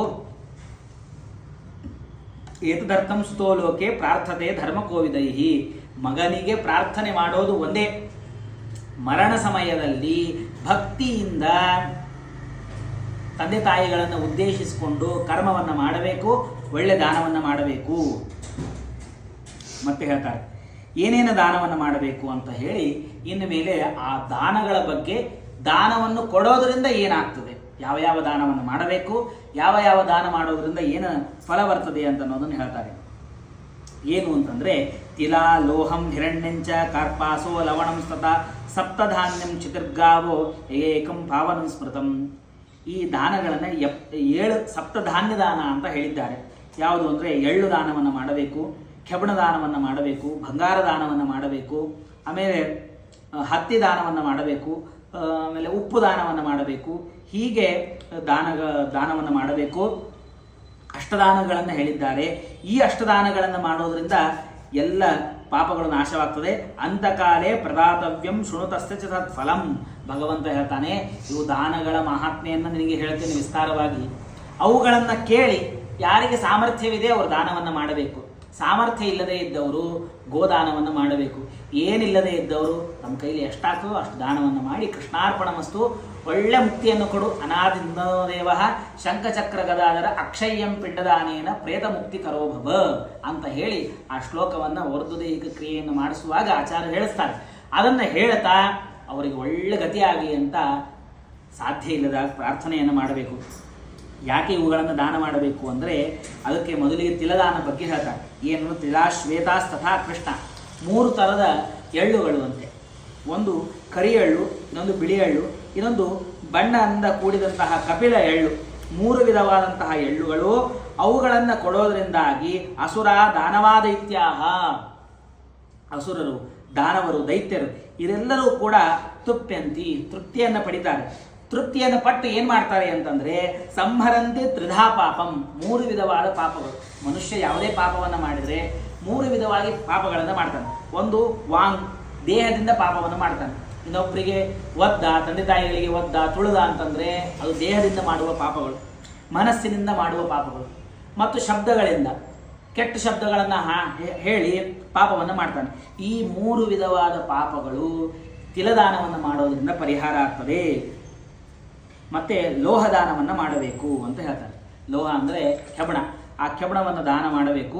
ಯಾಕೆ ಮಾಡಬೇಕ್ರಿ ಅಂತ ಕೇಳಿದರೆ ಅದಕ್ಕೆ ಹೇಳ್ತಾರೆ, ಇವುಗಳನ್ನು ಮಾಡೋದರಿಂದ ಯಮದೇವರು ಆ ಜೀವಿಗೆ ತ್ರಾಸನ್ನು ಕೊಡಬೇಕು, ಹೊಡಿಬೇಕು ಅಂತ ಆಯುಧಗಳನ್ನೆಲ್ಲ ಇಟ್ಟಿರ್ತಾರಂತೆ. ಆ ಆಯುಧಗಳು ಅವನ ದೇಹದ ಮೇಲೆ ಹೋಗೋದಿಲ್ಲಂತೆ. ಲೋಹದಾನ ಮಾಡಿದ್ದಾನೆ ಜ್ಞಾನಿಗಳಿಗೆ. ಲೋಹದಾನ ಮಾಡೋದ್ರಿಂದಾಗಿ ಮತ್ತೆ ಅದರ ಮಹಾತ್ಮೆಯನ್ನು ಹೇಳ್ತಾರೆ. ಏನು ಅಂತಂದರೆ ಯಮದೂತರು ಅನೇಕ ಥರ ಇದ್ದಾರೆ. ಅವ್ರು ಯಾರು? ಉರಣ, ಶ್ಯಾಮಸೂತ್ರ, ಶ್ಯಾಮದಂಡ, ಶೇಷಾಂಬಲ, ಮಹಾದೂತ ಅಂತ ಅನೇಕ ಯಮದೂತರಿದ್ದಾರೆ. ಆ ಎಲ್ಲ ಯಮದೂತರು ಕೂಡ ಲೋಹದಾನ ಸುಖಪ್ರದಾಹ, ಲೋಹದಾನ ಮಾಡೋದ್ರಿಂದ ಆ ಜೀವಿಗೆ ತ್ರಾಸ ಕೊಡೋದಿಲ್ಲ ಅವರು. ಹಾಗಾಗಿ ಲೋಹದಾನದ ಮಹಾತ್ಮೆಯನ್ನು ಹೇಳ್ತಾರೆ. ಮುಂದೆ ಶೃಣುತಾಕ್ಷಂ ಪರಂ ಗುಖ್ಯಂ ದಾನಾನಂ ದಾನಮುತ್ತಮಂ ದತ್ತೇನ ತೇನ ತುಷ್ಯಂತಿ ಭೂರ್ಭುವಸ್ವ ಸ್ವರ್ಗವಾಸಿನಃ. ಈ 3 ಲೋಕಗಳು, ಮೇಲಿನ 3 ಲೋಕಗಳಲ್ಲಿ ಇದ್ದ ಎಲ್ಲ ದೇವತೆಗಳು ಕೂಡ ದಾನ ಮಾಡೋದರಿಂದ ಸಂತುಷ್ಟರಾಗ್ತಾರೆ. ಬ್ರಹ್ಮಾದ್ಯ ಋಷಿಯೋ ದೇವ, ಧರ್ಮರಾಜ ಸಭಾಸದ, ಬ್ರಹ್ಮಾದ್ಯ ಋಷಿಗಳು, ದೇವತೆಗಳು, ಋಷಿಗಳು ಮತ್ತು ಯಮಧರ್ಮನ ಪಟ್ಟಣದಲ್ಲಿರುವಂತಹ ಎಲ್ಲ ಜನರು ಕೂಡ ಸ್ವರ್ಣದಾನೇನ ಸಂತುಷ್ಟಾಹ ಭವಂತಿ ವರದಾಯಕಾಹ. ಬಂಗಾರ ದಾನವನ್ನು ಮಾಡೋದರಿಂದ, ಸುವರ್ಣ ದಾನವನ್ನು ಮಾಡೋದರಿಂದ ಸಂತುಷ್ಟರಾಗ್ತಾರೆ. ತಸ್ಮಾತ್ ದೇಯಂ ಸ್ವರ್ಣದಾನಂ ಪ್ರೇತೋದ್ಧರಣ ಹೇತವೇ ನಯಾತಿ ಯಮಲೋಕಂ ಚ ಸ್ವರ್ಗತಿಂ ತಾತ ಗಚ್ಚತಿ. ಅವರು ಯಮಲೋಕಕ್ಕೆ ಹೋಗ್ತಿರ್ತಾರೆ. ಯಾವಾಗ ಸುವರ್ಣ ದಾನವನ್ನು ಮಾಡ್ತಾರೆ, ಆ ಸುವರ್ಣ ದಾನವನ್ನು ಮಾಡೋದ್ರಿಂದ ಅವರು ಸ್ವರ್ಗಲೋಕಕ್ಕೆ ಹೋಗ್ತಾರೆ ಹೊರತು ಯಮಲೋಕಕ್ಕೆ ಹೋಗೋದಿಲ್ಲ. ಹಾಗಾಗಿ ಸ್ವರ್ಣ ದಾನವನ್ನು ಮಾಡಬೇಕು, ಬಂಗಾರ ದಾನವನ್ನು ಮಾಡಬೇಕು. ಯಾರಿಗೆ ಬಂಗಾರ ದಾನ ಮಾಡಲಿಕ್ಕೆ ಆಗೋದಿಲ್ಲ ಅವರು ಗೋದಾನವನ್ನು ಮಾಡಬೇಕು ಅಂತ ಪ್ರತ್ಯಾಮ್ನಾಯ ಹೇಳ್ತಾರೆ. ಈಗ ಕಾರ್ಪಾಸಸ್ಯ ಚ ದಾನೇನ ದೂತೇಭ್ಯೋ ನ ಭವಂ ಭಯತ್ ಲವಣಂ ದೀಯತೆ ಯಚ್ಚ ತೇನ ಚೈವ ಭಯಂ ಗಮಹಾತ್. ಕಾರ್ಪಾಸ ದಾನವನ್ನು ಮಾಡಬೇಕು ಅಂದರೆ ಹತ್ತಿ ದಾನವನ್ನು ಮಾಡಬೇಕು. ಆ ಹತ್ತಿ ದಾನವನ್ನು ಮಾಡೋದ್ರಿಂದ ಅವರಿಗೆ ದೂತೇಭ್ಯೋನ ಭಯಂ ಭವೇತ್. ಆ ಯಮದೂತರೇನು ಸುತ್ತು ಇರ್ತಾರೆ, ಅವನನ್ನು ಎಳ್ಕೊಂಡು ಹೋಗ್ತಿರ್ತಾರಲ್ಲ, ಅವರು ಅವನಿಗೆ ಏನು ತ್ರಾಸ ಕೊಡೋದಿಲ್ಲ. ಇಲ್ಲ, ದಾನ ಆಯಿತು, ನೀವು ಸರಳಾಗಿ ಹೋಗ್ರಿ, ನಿಮ್ಗೆ ತ್ರಾಸ ಕೊಡೋದಿಲ್ಲ ಅಂತ ಬಿಟ್ಬಿಡ್ತಾರಂತೆ. ಲವಣದಾನವನ್ನು ಮಾಡೋದ್ರಿಂದ, ಲವಣದಾನದ ಮಹಿಮೆಯನ್ನು ಹೇಳ್ತಾರೆ. ಲವಣಂ ದೀಯತೆ ಚ ತೇನನೇವ ಭಯಂ ಯಮಾತ್. ಯಮದೇವರಿಂದ ಭಯ ಆಗೋದಿಲ್ಲಂತೆ. ಯಮದೇವರು ಕ್ರೂರವಾಗಿ ಇದ್ದಾರೆ ಅಂತ ಹಿಂದೆ ವರ್ಣನೆ ಬಂತು. ಅಂತಹ ಯಮದೇವರನ್ನು ನೋಡಿ ಅವರಿಗೆ ಭಯ ಬರೋದಿಲ್ಲ. ಯಾವಾಗ? ಲವಣವನ್ನು ದಾನ ಮಾಡೋದರಿಂದ, ಉಪ್ಪು ದಾನ ಮಾಡೋದರಿಂದ. ಮುಂದೆ ಭೂದಾನವನ್ನು ಮಾಡೋದರಿಂದ ಏನು, ಅದರ ವಿಸ್ತಾರವಾಗಿ ಹೇಳಿದ್ದಾರೆ. ಆ ಭೂದಾನ ಮಾಡೋದರಿಂದ ಏನು ಫಲ ಬರ್ತದೆ, ಗೋದಾನ ಮಾಡೋದರಿಂದ ಏನು ಫಲ ಬರ್ತದೆ, ಇನ್ನು ಉಳಿದ ಅನೇಕ ದಾನಗಳು, ಗೋದಾನವನ್ನೇ ವಿಶೇಷವಾಗಿ ಹೇಳಿದ್ದಾರೆ. ಒಂದು ಗೋದಾನದ ಬಗ್ಗೆ ವಿಸ್ತಾರವಾಗಿ ಒಂದು 50-60 ಶ್ಲೋಕದವರೆಗೆ ಗೋದಾನದ ಮಹಾತ್ಮ್ಯ, ಭೂಮಿಯ ದಾನದ ಮಹಾತ್ಮೆಯನ್ನು ಹೇಳಿದ್ದಾರೆ. ಆ ಮಹಾತ್ಮ್ಯದ ಕಥಾಭಾಗವನ್ನು ನಾಳೆ ಕೇಳೋಣ ಅಂತ ಹೇಳ್ತಾ ಇವತ್ತಿನ ಕಥಾಭಾಗವನ್ನು ಮುಕ್ತಾಯ ಮಾಡೋಣ. ಶ್ರೀಕೃಷ್ಣಾರ್ಪಣಮಸ್ತು. ಯಸ್ಸರ್ವಗುಣಸಂಪೂರ್ಣ ಸರ್ವದೋಷ ವಿವರ್ಜಿತ ಪ್ರಿಯತಾಂ ಪ್ರೀತಯೇವಾಳಂ ವಿಷ್ಣೋರ್ಮೇ ಪರಮಸ್ಸೃತ. ಅತ್ರೈವ ಗಂಗಾ ಯಮುನಾ ಚ ತತ್ರ ಗೋದಾವರಿ ತತ್ರ ಸರಸ್ವತಿ ಚ ಸರ್ವಾಣಿ ತೀರ್ಥಾಣಿ ವಸಂತಿ ತತ್ರ ಯತ್ರಾಚ್ಯುತೋದ್ಧಾರ ಕಥಾಪ್ರಸಂಗಃ. ಅನೇನ ಭಾವ್ಯ ಪುಣ್ಯಂ ಪ್ರಾಪ್ನೋತು. ಶ್ರೀಕೃಷ್ಣಾರ್ಪಣಮಸ್ತು.